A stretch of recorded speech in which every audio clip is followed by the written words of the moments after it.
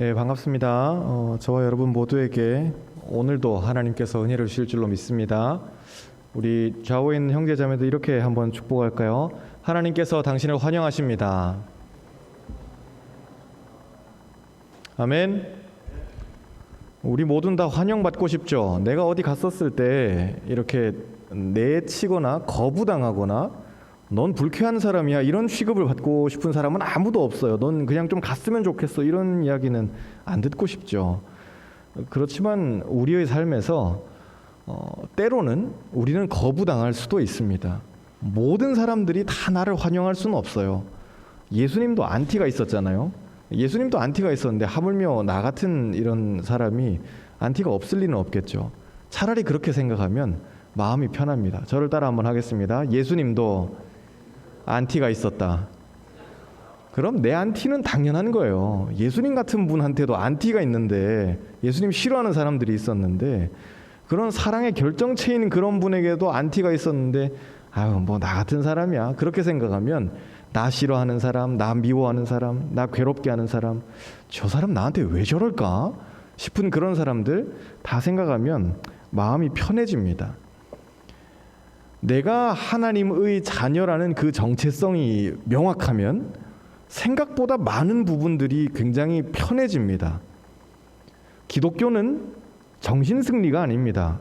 어떤 형제가 저한테 그 질문을 했었어요. 목사님, 기독교는 정신승리 아니에요? 그러는데 이게 상황이 다 어그러지고 다 엉망되고 풀리는 건 하나도 없고 그러는데, 그래도 뭐 예수님이 날 지켜주셨으니까 뭐 구원받았으니까 그래서 땡큐다, 이건 그냥 정신승리 아닌가요? 약간 정신적인 그런 개념인가요? 라고 생각할 수 있는데, 내가 하나님의 자녀라는 그 명확한 정체성이 있으면 그건 정신승리로 끝나는 것이 아니라 실제 삶의 승리로도 이어진다는 거예요.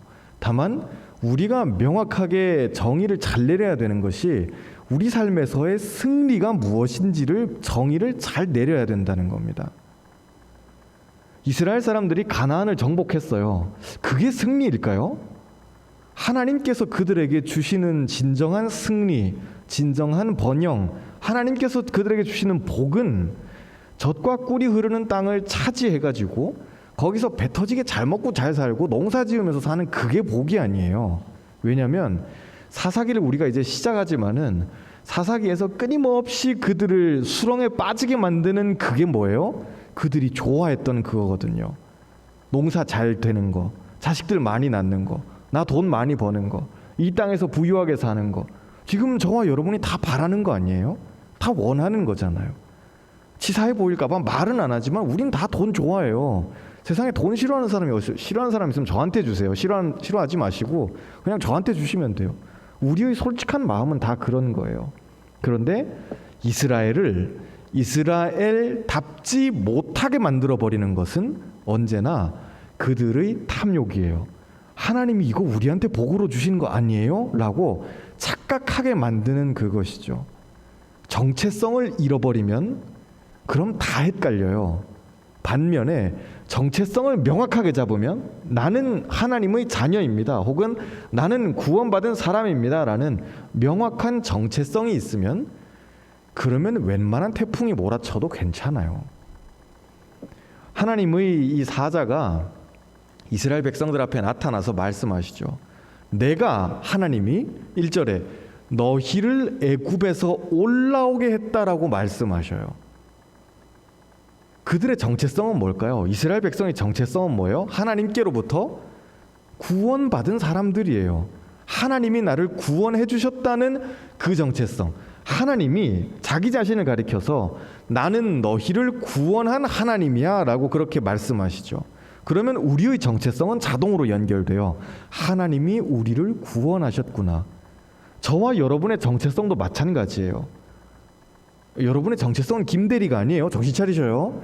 그건 그냥 잠깐 지나가는 것일 뿐이에요. 절대 영원하지 않아요. 우리의 정체성은 하나님의 자녀예요. 아버지께서 책임져 주시는 존재라는 거예요. 하나님과 상관이 있다는 겁니다.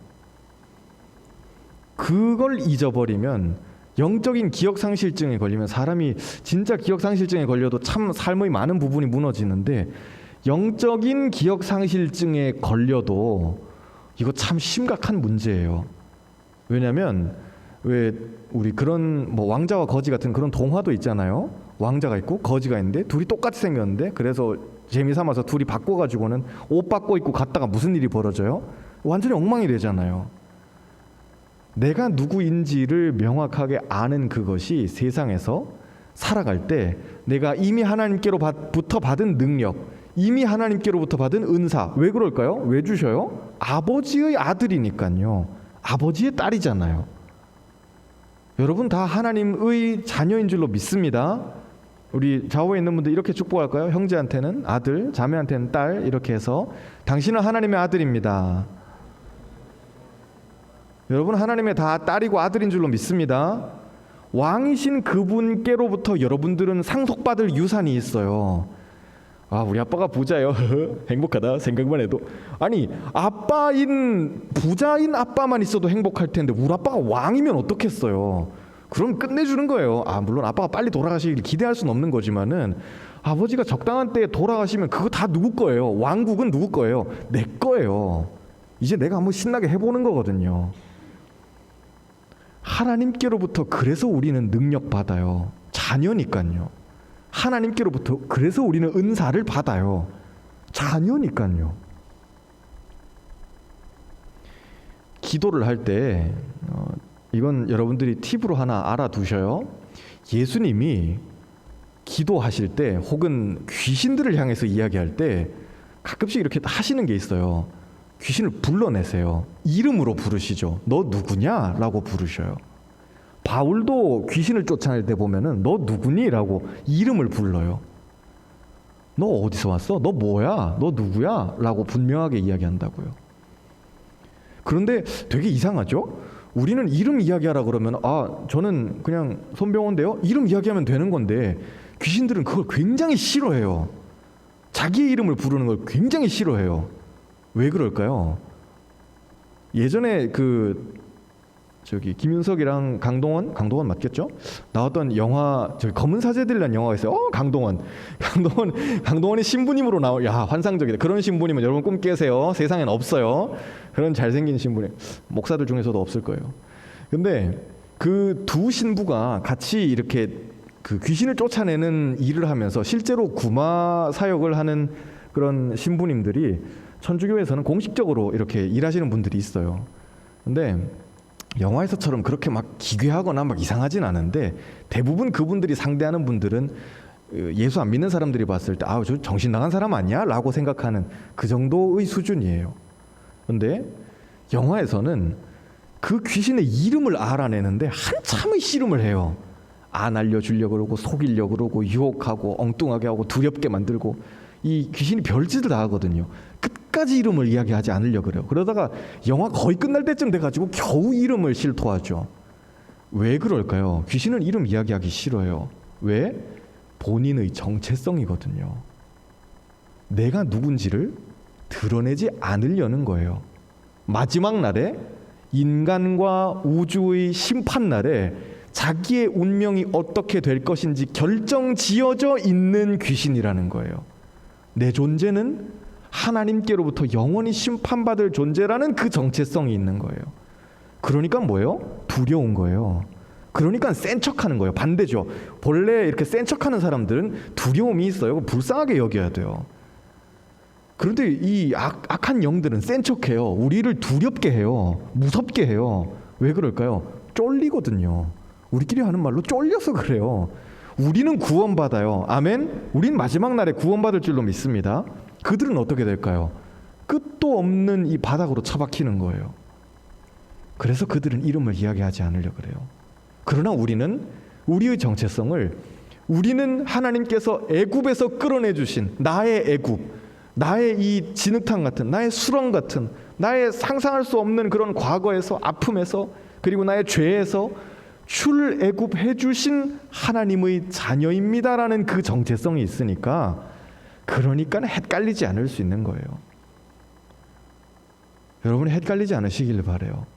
제가 지금 이걸 해야 되는지 말아야 되는지, 이게 옳은 건지 그른 건지, 어떻게 해야 되는지, 아니면 말아야 되는지, 다 그만둬야 되는지, 헷갈리지 않으시길 바라요. 정체성이 명확한 사람은 결코 헷갈리지 않아요. 하나님께서 이스라엘을 부르실 때, 오늘 말씀의 1절 부르실 때 나는 너희를 출애굽시켜준 하나님이다 명확하게 이야기하셔요. 정신 차리라고 할 때 그 말씀을 하시는 거예요. 너들 이러고 있으면 안 돼. 너희들 다 나의 자녀들 아니야? 나의 백성들 아니야? 내가 가나안을 거저줬잖아. 너희들 다 누리라고. 여러분들 누리라고 하나님 주셔요. 부를 주셔요. 명예를 주실 수도 있어요. 권세를 주실 수도 있고 사람들을 주실 수도 있어요. 거저예요. 어제 이제 누구 권사님 한 분 잠깐 이제 아픈 분 신방을 가정에 갔었는데 권사님이 허허 웃으면서 그러시더라고요. 이제 내년에 90이세요.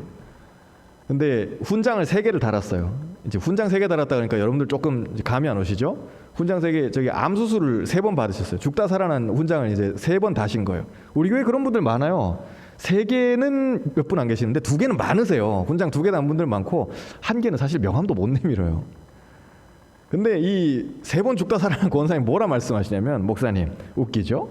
제주는 곰이 넘고 돈은 누가 챙긴다더니만, 저는 그 속담을 굉장히 복음적으로 해석해요. 왜요 권사님? 그랬더니 제가 뭐 재주가 있었겠어요? 그냥 재주는 다 하나님이 부리시는 거고 저는 돈이나 챙기는 거죠. 이렇게 깔깔 웃으시더라고요. 이게 다 나한테 주어진 은혜라는 거예요. 여러분 재주가 있으세요? 돈 벌 재주가 있어서 돈이 벌려지는 게 아니에요. 결혼할 재주가 있어서 결혼이 되는 게 아니에요. 여러분, 여러분에게 주어지는 배우자는 뭘까요? 내 노력이 아니라 그저 은혜일 뿐이에요. 그게 없으니까는 지지고 볶고 싸우고 밉다 그러고 서운하다 그러는 소리 하는 거예요. 왜 서운해요? 공짜로 주어졌는데. 공짜로 주어졌는데 그거 보고 서운하다 그러면 그거 나쁜 놈이잖아요. 그렇지 않겠어요? 여러분의 회사는 여러분이 재주가 있어서 간 게 아니에요. 엄밀한 현실을 아셔야 돼요. 누가 보내주신 거예요? 하나님이 여러분을 거기에 보내주신 거예요. 여러분의 친구, 사랑하는 가족들, 그리고 여러분의 건강, 꿈, 미래 다 하나님이 거저 주신 줄로 믿습니다. 저를 따라 한번 할게요. 거저 주셨습니다.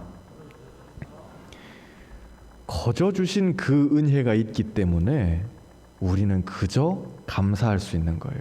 하나님 백성으로서의 정체성을 가지고 하루하루 감사하면서 살아가는 거죠. 저는 여러분들에게 많이 살라고 말씀드리고 싶지 않아요. 그냥 하루를 사셔요. 내일 장례 치를 것처럼 그냥 오늘만 사시면 되는 거예요. 멋있죠? 원빈처럼 난 하루만 산다. 하루만 사셔요, 여러분. 그냥 하루만 사시면 되는 거예요. 하루를 성실하게 살면 내일을 하나님께서 선물로 주셔요. 아니 뭐 자고 일어나면 내일이 오는 건 당연한데 그런 사람들에게는 내일이 선물이 아니에요. 괴롭죠. 아, 또 월요일이야. 괴롭잖아요. 그런데 매일매일 감사하면 놀랍게도 내일이 오는 것이 두렵지 않아요. 내일이 오는 것이 막막하지 않다는 거예요. 되게 막막하죠? 때로는 내일이 오는 게 되게 여러분 막막할 수 있어요. 아니 뭐 돈도 없는데 이걸 대출을 어떻게 받아가지고 집을 어떻게 장만을 하고 공부는 어떻게 하고 학자금 어떡하지? 무슨 돈이 없는데 결혼은 무슨? 전 일단 뭐 대출은 고사하고 여친이 없어요. 뭐 이런 이야기 할 수 있잖아요. 막막한 거예요. 오늘을 감사하지 않으면 내일이 막막해져요. 그러나 오늘 감사하고 내 정체성을 확실히 가지고 하나님이 나를 출애굽시켜 주셨구나라는 그 확실한 정체성이 있으면 그러면 기적처럼 하나님 오늘도 승리를 주셔요. 내일도 주셔요. 이스라엘의 역사는 뭘까요? 맨날 기적이에요. 맨날 말도 안 되는 소리예요. 정말 말도 안 되는 황소 뒷걸음질 치다 개구리 잡는 식 그런 이야기가 이스라엘의 역사에서 계속 이어지는 거예요. 그런데 그게 트여 있는 사람들, 안목이 열려 있는 사람들은, 민족의 지도자들은 백성들에게 하나님이 과거에 우리를 애굽에서 끌어내 주셨던 것처럼, 말도 안 되게 가나안을 정복하게 해주셨던 것처럼, 강대국들의 틈바구니에서 우리를 이렇게 살려주신 것처럼, 예언자들의 이야기. 그러니까 오늘 너희들은 병거를 의지하지 마라, 말을 의지하지 마라, 군대를 의지하지 마라, 여호와를 의지해라. 여호와께로 돌아가자. 이사야, 여호와께로 돌아가자. 예레미야, 주님께서 너희들을 기다리신다. 아버지의 마음으로, 아버지의 심정으로 너희들을 기다리신다. 그렇게 애타게 부르짖고 있는 거예요. 왜? 병거를 의지해서 출애굽했나요? 그들이 전차 타고 전쟁에서 출애굽했어요? 아니잖아요. 가나안 땅 정복할 때 무슨 신무기로 싸웠어요? 아니에요. 다윗이 골리앗 잡을 때 돌 던져서 싸웠잖아요. 그런 기적이 여러분들의 삶에도 이어질 줄로 믿습니다. 하나님께서 하지 말라고 2절에 이야기하셔요. 내가 너희들 다 지켜줄게, 다 봐줄게, 상황 다 열어줄게. 근데 이건 하지 마. 우상은 섬기지 마. 그 땅의 거민들하고 이 가나안 사람들하고 약속하지 마. 그들하고 엮이지 말라는 이야기예요. 왜 그럴까요? 나는 하나님의 백성으로서 정체성을 가지고 살고 있는데, 그런데 아니야, 너희들 말이 필요해, 너희들 전차가 필요해, 너희들 신무기도 필요할걸? 우리의 삶에서 야, 하나님도 믿는 것도 좋은데 너희들 통장의 자력도 좀 생각을 해야 돼. 너 나름대로 공부할 것도 좀 하고 인맥도 쌓고 정치도 좀 해야 돼 라고 하는 거예요. 결국 우리의 욕심이고 우리의 계산이고, 그런데 내 탐욕의 우상을 자꾸 만들어 가라는 거예요. 가만히 둘러보니까 나 빼고 다 그렇게 하고 있거든요. 그러면 이거 나도 좀 해야 되는 거 아닌가? 라고 생각하게 되는 거죠. 그런데 하나님께서 하지 말라고 하시는 것은 그것 때문에 우리가 결국 어떻게 되는 거예요? 죽어요. 하나님 우상 섬기지 말라 그래요. 사실 우상은 참 화끈해요. 우상은 참 매력적이에요. 우상 좋죠. 우리의 삶에, 여러분의 삶의 우상을 생각해 보세요. 여러분 가장 좋아하고 가장 사랑하고 가장 아끼는 거, 하나님 빼고 하나님밖에 없나요? 여러분들 표정 보니까는 뭐 이렇게 저는 하나님밖에 없어요. 뭐 눈동자들이 다 그런 눈동자들인데, 여기 계시지 말고 다 저기 선교단체로 가세요. 그렇다면 정말 다행인데, 안타깝게도 선교단체까지 가가지고 훈련 받는다고 막 이렇게, 저는 나미비아로 가겠어요, 콩고로 가겠어요. 나미비아가 여러분 어디 있는지 아세요? 저 어제 또 처음 들었어요. 나미비아 가겠다고 누가 기도 편지 써가지고, 이 와중에 또 어딜 가냐. 근데 나미비아는 어디 있는데? 네이버에 쳐보니까는 지금도 기억 안 나요. 아프리카에 어디에 있는데 간대요. 근데 그런 사람들도 마음에 여전히 우상이 있는 거예요. 내 탐욕이에요. 내 욕심이에요. 내 자아죠. 하나님 그거 하지 말라고 하세요. 왜? 그 우상 때문에 내가 어떻게 될지를 아시니까 죽거든요. 바알신에게 빌어서 농사 잘 되게 해주세요. 좋죠. 농사가 잘 되면 좋은 건데 그걸로 끝나지 않으니까는 그래요. 그 바알신에게 우리로 따지면 만몬이죠. 돈의 우상이에요. 돈 잘 벌면 좋은 거겠죠. 그런데 그걸로 끝나지 않으니까 문제는 거기서부터 시작되는 거예요. 여러분, 좀 엉뚱한 전개일 수도 있지만은 11조 꼭 하시기를 바래요. 목사님, 저는 11조 왜 해야 되는지 모르겠어요. 이게 하시는 분들은, 헷갈리시는 분들은 저한테 개인적으로 찾아오셔요. 제가 알려드릴게요. 11조 하셔야 돼요. 저도 청년 때 11조에 대해서 굉장히 불만이 많은 청년이었거든요. 이거 교회에서 뭐 돈 뜯어내려고 저기 하는 거지. 저는 신학생임에도 불구하고 그런 생각을 하는 되게 안티 크리스찬, 좀 이상하다 말을 하다 보니까 안티였었어요. 그런데 하나님 만나고 난 다음에 말씀을 보는 눈이 열리면서 11조도 진짜 필요하구나 라는 것을 깨달았어요. 지금 여러분이 월급 200만 원 받아요. 11조 얼마예요? 자, 여러분, 산수예요. 산수. 자, 200만 원 받는 희미가 11조를 했어요. 희미는 얼마를 11조를 했을까요? 정답 20만 원이에요. 다 맞추셨어요. 대답은 다 잘들 하셨는데, 여러분들이 받는 월급 200만 원에서 11조 20만 원은 과연 몇 명이나 하고 있을까? 제가 안 물어볼게요. 하셔야 돼요. 왜일까요? 20만 원은 사실 그렇게 큰 돈이 아니에요. 여러분들한테 큰 돈일 수 있겠지만은 자꾸 나이를 먹어가다 보면 20만 원이 아무것도 아니라는 걸 알게 될 거예요. 20만 원 못하면 여러분 200만 원 헌금 못해요. 목사님, 200만 원 헌금하는 분들이 있어요. 우리 교회는 2천만 원 헌금하는 분들도 있어요. 우리 교회 같은 동네 교회에서 2천만 원 헌금하는 분들이 있는데, 대형 교회나 중대형 가면은 2억 20억씩 헌금하는 분들 없겠어요? 있어요. 와우, 그분들은 뭐 돈이 많으니까, 그렇죠, 한 200억쯤 있으니까 하는 거겠죠? 그런데 생각해 보세요. 200만 원 받던 희미가 20만 원 못 하는데, 희미가 나중에 성장해가지고 사업체도 이러고, 목사님 할렐루야 이번에 또 연봉이 늘었어요, 뭐 이런 이야기하고 총 매출이 늘었어요. 한 200억쯤 버는 자산가가 되면은 힘이 얼굴이 어두워지죠. 200억 번다 그러는데 왜 얼굴이 어두워지지? 200억 벌면은 월 매출 200억씩 나오는 그런 회사의 회장이 됐다, 사장이 됐다. 11조 얼마 해야 돼요? 월 20억 해야 돼요. 200만 원 하는데 20만 원 못 하면은 200억 하는데 목사님 뭐 200억 하는데 20억 정도에 할 수 있겠죠. 될 것 같아요? 턱도 없어요. 사람의 마음은 절대로 그렇지 않아요. 내가 그런 돈이 없어 봐서 모르겠는데 뭐 200억쯤 있으면 20억 정도는 쉽게 하겠죠. 안 돼요. 20만 원도 못 하는 주제에 무슨 20억을 해요.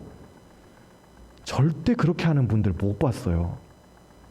그래서 이건 내 삶을 하나님께 드리는 훈련이에요. 내가 누구인지를 바로 알고, 그리고 하나님 앞에서 나는 아무것도 아니라는, 이거 다 하나님이 주셨다는 그 고백을 하는 거예요. 남들이 보면 진짜 이상하다 그러고, 예수 모르는 사람들이, 하나님 안 믿는 사람들이 그러면 야 미쳤다, 그 돈을 교회에 왜 주냐 라고 할 수 있는데, 예수 믿기로 결단한 사람일수록 더더욱 11조 해야 돼요. 감사헌금 주일헌금 좋아요. 안 하셔도 돼요. 그런데 여러분, 돈 버시는 분들 같으면 11조는 하셔야 돼요. 그건 그리스도인의 정체성이에요. 제가 여러분들한테 말씀드려요. 주일헌금 안 하셔도 돼요. 감사헌금 안 하셔도 돼요. 감사헌금 이번 주에도 되게 은혜로운 감사헌금 제목이 나왔는데, 신혼부부 중에 목사님 저희 아기가 뒤집기를 했어요. 그래서 감사헌금 드려요. 여러분, 그 감사헌금 생각할 수 있다는 게 은혜 아니에요? 아기가 뒤집기를 했다 그러면 그냥 인스타에 올릴 일이지. 감사헌금, 저도 되게 은혜 받았어요. 오늘 주보 한번 보셔요. 아기가 뒤집기를 해서 감사헌금. 하나님께서 눈을 열어주시는 거예요. 감사할 줄 아는 사람에게 더 많은 감사의 제목을 주셔요. 그런데 내가 이게 뭐가 감사할 거지? 라고 그러면은, 그럼 없는 사람은 있는 것도 자꾸 줄어들게 되어 있어요. 그것이 영적인 것이든 육적인 것이든 내 삶이든 건강이든 그게 무엇이 되었든. 마귀는 우리를 자꾸 넘어뜨리려 해요. 하나님 우상 세우지 말라고 2절에 말씀하시죠. 그 땅 사람들하고 교류하지 말라 말씀하시잖아요. 그 땅 사람들과 교류하면 자동으로 우상을 받아들이게 돼요. 내 삶의 탐욕을, 내 삶의 욕심을 자꾸 따라가다 보면 결국 그게 날 죽이거든요. 전쟁 없는 평화는 없어요. 마귀하고 그냥 이렇게 휴전하고 있으면 안 되나요? 너도 나 건드리지 마, 나도 너 안 건드린다. 그냥 우리끼리 서로 조용히 있어. 이게 안 돼요. 마귀는 언제나 우리를 잡아먹을 생각을 하는 존재거든요. 중립은 없어요. 휴전도 없어요. 죄를 안 죽이면 내가 잡아먹히는 거예요. 예수의 이름으로 내가 마귀에게 승리를 선포하지 않으면은, 그럼 걔가 나에게 승리를 선포하는 거예요. 이 전쟁의 결과는 무승부가 없는 영적 전쟁이에요. 영적 전쟁엔 무승부가 없어요. 세상의 전쟁에는 무승부가 있을 수 있고 판정하기 조금 애매한 그런 전쟁들도 있을 수 있죠. 그런데 영적 전쟁엔 무승부가 없어요. 내가 이기든 죄가 이기든 둘 중에 하나예요. 그럼 우리는 어떻게 해야겠어요? 당연히 내가 이겨야죠. 우상을 상대로 싸우는 전쟁도 마찬가지예요. 틈을 주어서는 안 돼요. 지금 평화를 누리고 있는 것처럼 보일 수 있어요. 근데 여러분 착각하시면 안 돼요. 그건 가짜 평화예요. 어쩌면 좀 부끄러운 이야기지만은, 내가 별로 이렇게 하나님 열심히 섬기는 것도 아닌 것 같은데, 내가 임원을 하는 것도 아니고, 성경 공부를 목사님 하자고 저렇게 막 핏대를 세워서 하는데 성경 공부를 하는 것도 아니고, 기도도 안 하고 큐티도 안 하고 딱히 아무것도 없는데, 내 삶에는 주일날 잠깐 나와가지고 1시간 이렇게 예배 드리고 집에 가는 거, 그것밖에 없는데 내 삶에 적의 아무런 공격이 없다 그러면은, 여러분은 마귀에게도 사실 가치 평가를 못 받는 거야. 쟤는 공격할 필요가 없겠다라고 생각하는 그 정도 수준밖에 안 되는 거예요. 이건 좀 부끄럽게 여겨야 돼요. 하나님을 열심히 섬기지 않는데도 교회에 대한 어떤 충성이나 헌신이나 사랑의 마음이나 그런 게 아무것도 없는데도 내 삶에 아무런 일이 일어나지 않는다? 그럼 내 레벨은 교회 바깥에 있는 저 친구들하고 똑같은 거예요. 주일 예배만 그냥 출석하는 출석교인일 뿐이지, 제 정의지만 의미 없는 교인이에요. 있으나 마나한 교인이에요. 미안하지만. 목사에겐 그런 교인이 있을까요? 없을까요? 많아요. 그냥 있으나 마나한 교인이에요. 어제 현수랑 잠깐 이야기를 하면서 성경 공부하다 그 이야기를 했어요. 청년부가 100명이 있어요. 임원이 10명이 있어요. 그거랑 청년부가 50명이 나와요. 그런데 20명이 임원처럼 띄워줘요. 어느 게 더 낫겠어요? 전자일까요? 후자일까요?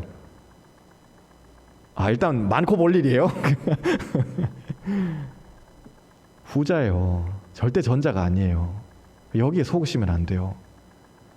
100명 청년이 있는데 5명, 10명이 이렇게 막 죽어라고 뛰는 이 공동체랑 50명이 출석하는데 20명이 임원처럼 도와주고, 난 임원도 아닌데 야 그래도 이번 수련회 때는 내가 너 스텝으로 임명해 줄 테니까 목사님한테 잘 얘기해 줄 테니까 같이 가서 하자. 그래? 이렇게 해주는 게 건강한 거예요. 그렇게 섬기는 거예요.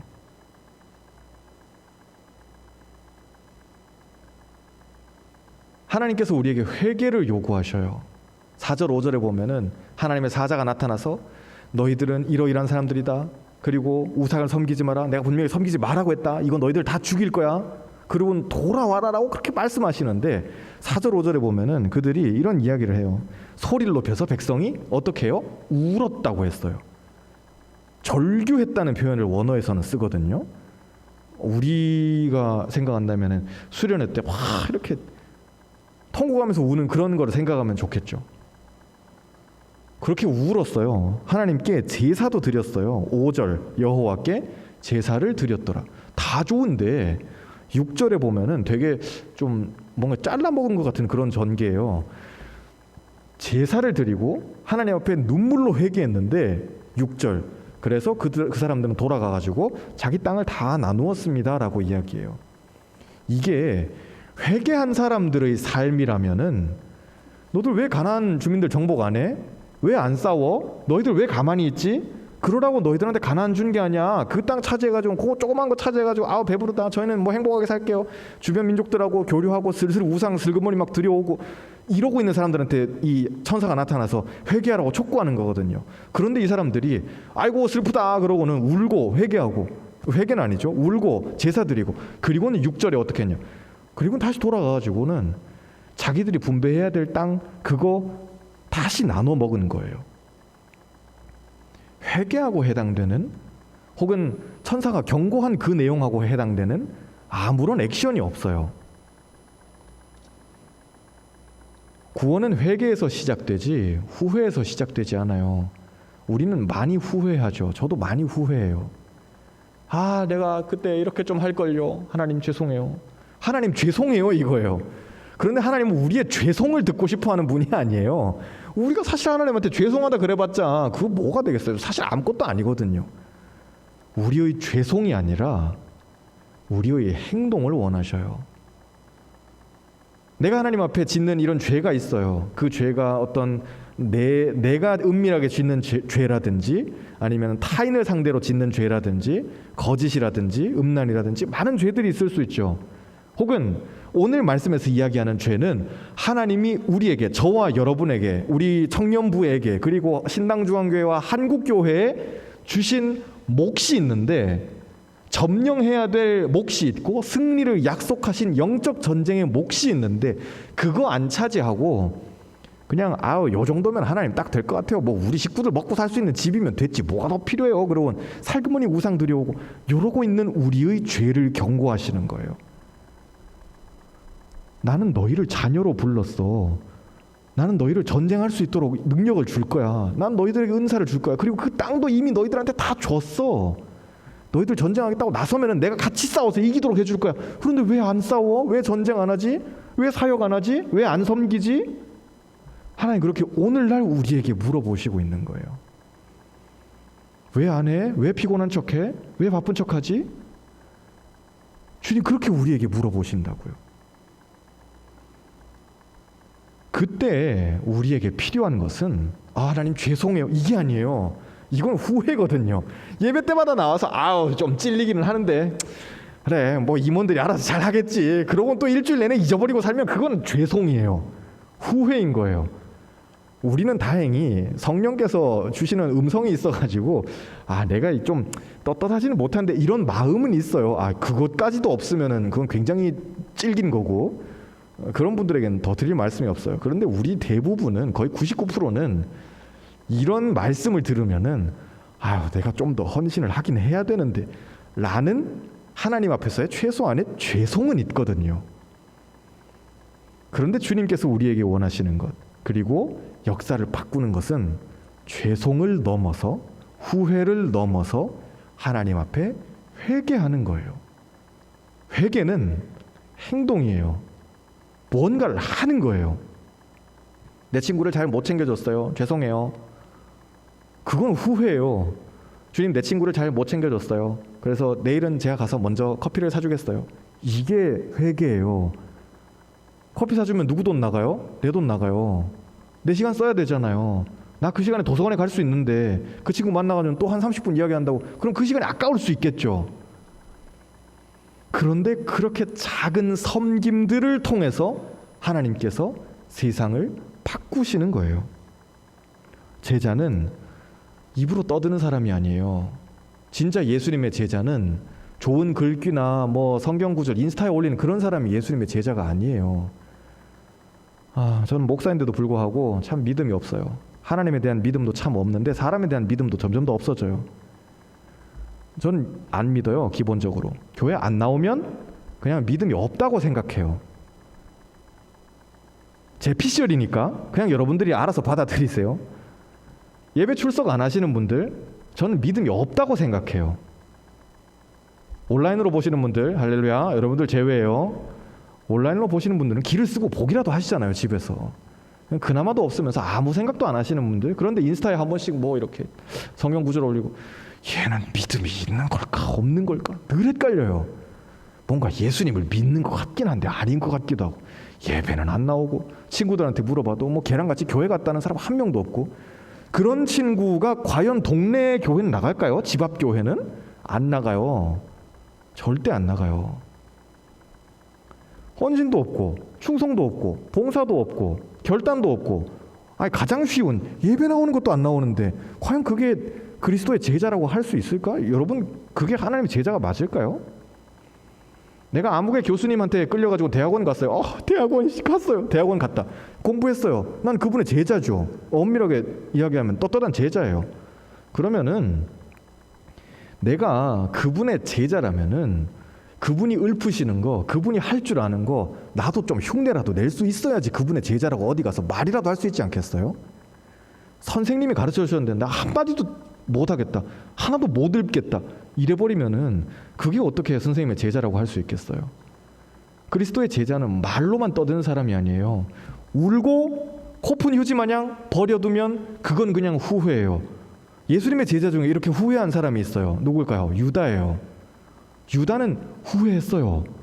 자기 행동이 어땠다는 걸, 잘못됐다는 걸 알았을까요? 몰랐을까요? 알았어요. 타이밍이 좋았어요. 괜찮았어요.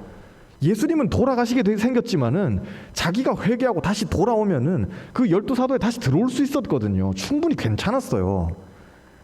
제자들이 예수님 다 버리고 도망갔는데 요한복음 21장에서 예수님 갈릴리 바다에서 나타나서 뭐라 그러세요? 다 괜찮아, 얘네들아. 다 와, 같이 밥 먹자. 베드로, 네가 어떻게 날 부인할 수 있냐? 예수님 그렇게 막 방망이질 하지 않으셨다고요. 다 괜찮다 그러셨어요. 유다도 거기 있었으면 괜찮다 그랬을 거예요. 그런데 유다는 후회하고 난 다음에 어떻게 해요? 나가서 죽어요. 자살해버려요. 이건 후회예요. 전 여러분들이 그렇게 영적으로 자살하지 않기를 바라요. 내가 하나님 앞에 떳떳한 게 없어요. 그렇죠. 내가 하나님 앞에 한 게 없어요. 혹은 교회에서 열심히 했는데 열매가 없어요. 이건 사역자인 저도 똑같아요. 열매 없어요. 심었는데 안 나요. 그렇다고 해서 유다처럼 나가서 영적인 자살을 해버리면 안 되는 거예요. 주님 관둬요. 전 오늘부로 교회 끊을게요. 아니, 교회가 저기 수강 신청이 아니잖아요. 왜 드랍해요? 우리 계속 들어야 돼요. 이 강의는 네버 엔딩이에요, 여러분. 들으면서 또 사랑의 마음을, 들으면서 또 인내의 마음을, 또 성장하고 또 성장하고 또 성장하는 거예요. 마지막 6절, 우리 6절 한번 읽어보겠습니다. 6절을 마지막으로 한번 읽어볼게요. 6절 시작. 전에 여호수아가 백성을 보내매 이스라엘 자손이 각기 그들의 기업으로 가서 땅을 차지하였고, 땅을 차지했다라고 했을 때 땅을 나눠주었다라는 의미인데, 이스라엘 사람들이 그들의 후손들에게 물려준 것이 무엇인지를 명확하게 보여주는 거예요. 천사가 나타나서 너희들 다시 여호와께로 돌아와야 된다, 하나님께로 돌아와야 돼, 믿음에 대해서 이야기하는데 그들은 뭘 이야기해요? 땅을 이야기하고 있어요. 하나님이 그들에게 주시는 것은 가나안 땅이기도 했지만은 땅이 전부가 아니거든요. 하나님 여러분에게 복 주셔요. 그런데 그 물질의 복이 전부가 아니에요. 그 물질을 통해서 하나님 만나기를 원하세요. 여러분에게 학위를 열어주실 거예요. 전 여러분을 위해서 기도해요. 학위가 잘 되기를. 혹시 미국에 있는 재혁이도 이거 보고 있을까? 재혁이. 학위를 열어주실 거예요. 그런데 그 학위를 통해서 뭘 원하실까요? 누구를 만나기를 원하세요? 하나님 만나기를 원하세요. 이스라엘 사람들은 믿음을 물려주는데 실패했어요. 그래 버리니까 첫 세대에서 어그러져 버리니까는, 단추 이거 잘못 끼우면 완전히 다 엉망되는 것처럼 첫 세대에서 어그러지니까는 그 다음 또 어그러지고 또 어그러지고, 우린 누구예요? 우린 누구죠? 글쎄 잘 모르겠는데 우린 누구예요? 계속 이 행렬이에요. 우린 누구예요? 라고 하는 그 행렬이 계속 이어지는 것입니다. 물려줄 것이 있는 공동체는 살아나게 돼 있어요. 부흥하는 공동체는 뭘까요? 물려줄 것이 있는 공동체예요. 내가 가정을 일구죠. 여러분 모두 다 믿음의 가정 혹은 영적인 가정을 일구시길 바라요. 그런데 내가 가정을 이룰 때 그 가정이 행복해요. 그 가정이 기뻐요. 그 가정이 참 좋아요. 왜 그럴까요? 물려줄 게 있으면 그때부터 행복해져요. 엄마 아빠가 삶이 팍팍하죠. 아, 내일이 안 왔으면 좋겠다. 이런 가정은 아이들도 똑같이 커요.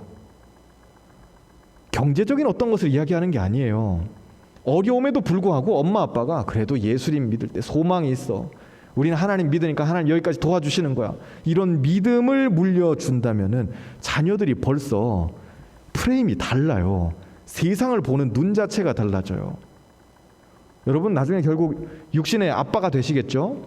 우리 영진이, 현수, 뒤에 있는 덕령이, 규일이 다 육신의 아빠가 될 줄로 믿습니다. 아멘.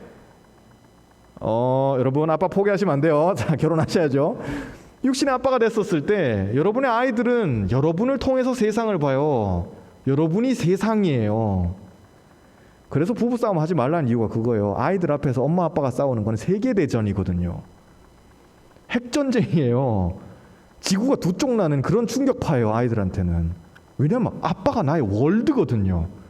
엄마는 나의 유니버스예요. 그런데 이 월드랑 월드가 싸우면 뭐예요? 월드워지. 그러니까 아이들이 보는 앞에서 절대 싸우지 말라는 거예요. 아이가 얼마나 아빠를 의지하는데, 얼마나 엄마를 기대는데. 그런데 내가 육신의 아버지로서, 육신의 어머니로서, 혹은 영적인 어머니로서, 영적인 아버지로서 내 자녀들에게 물려줄 게 있으면, 그러면 그 가정은 건강해질 수밖에 없어요. 여러분 한 사람 한 사람이 후회하지 마시기를 바라요. 돌이키시는 거예요. 회개해서 돌이키고 내가 무엇으로 사랑할까? 어떻게 사랑할까? 어떻게 하면 하나님의 뜻대로 살 수 있을까? 그것을 오늘 또 조금 고민해 보세요. 주무시기 전에 한 5분만 고민해 보세요. 제가 이 설교 준비해가지고 여러분들이 집에 가면서 뭐 이렇게 30분을 묵상하고 이런 거 바라지도 않아요. 안 해요. 그런데 주무시기 전에 한 5분만이라도 하나님, 그러면 내가 회개해서 하나님 앞에 할 수 있는 건 뭐가 있을까요? 우리 공동체를 위해서 할 수 있는 건 뭐가 있죠? 우리 교회를 위해서 내가 할 수 있는 건 뭐가 있죠? 작은 거라도 그거 하나 함으로써 새로운 한 주 하나님을 기쁘시게 하는 저와 여러분들 되시기를 주님의 이름으로 축복합니다. 우리 같이 기도하겠습니다.